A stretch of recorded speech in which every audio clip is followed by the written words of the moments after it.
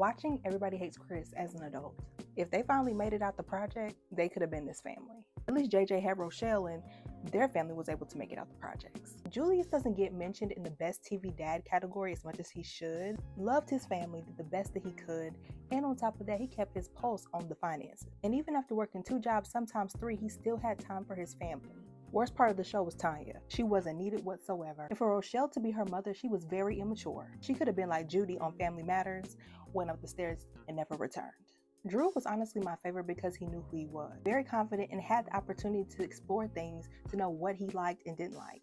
But he was a victim of sexual harassment and he was preyed upon by older women. He hadn't even developed enough to even know the signs, but instead of his mama fussing those women out, she should have been calling the police. Back in the day, young dudes used to think that was getting cool points, but then didn't know that it was affecting them as they became adults. Freaked out and everything. Chris was the oldest sibling many can relate to. Having to carry so many responsibilities, including sometimes being the parent to your siblings. Sometimes he was getting torn down at home and at school. But this the thing, with Rochelle and Julius being his parent, this should have never happened.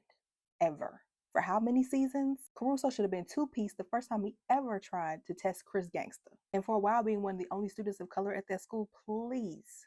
Caruso knew which brother to do it to because Drew would never. The friendship between Greg and Chris was about survival only. Neither of them were liked at school, outcasts, so they trauma bonded. If they really were accepted by the people they wanted to be accepted by at school, they would have never been friends. Can we just take a moment to highlight all the old school Black characters or just popular Black characters that were on this show, either from our childhood shows, current shows, just legends, especially Doc.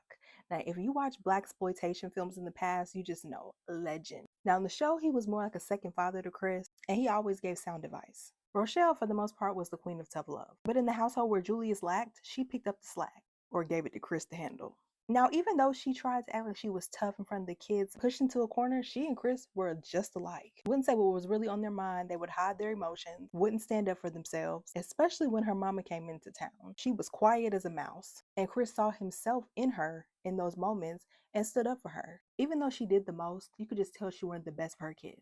Her parenting style was like seeds that were sown for the future. I mean, look at Chris. He is a prominent teacher at Abbott Elementary. He has 2 degrees, and he's in a successful relationship with Janine Teagues. I mean, clearly the parenting worked.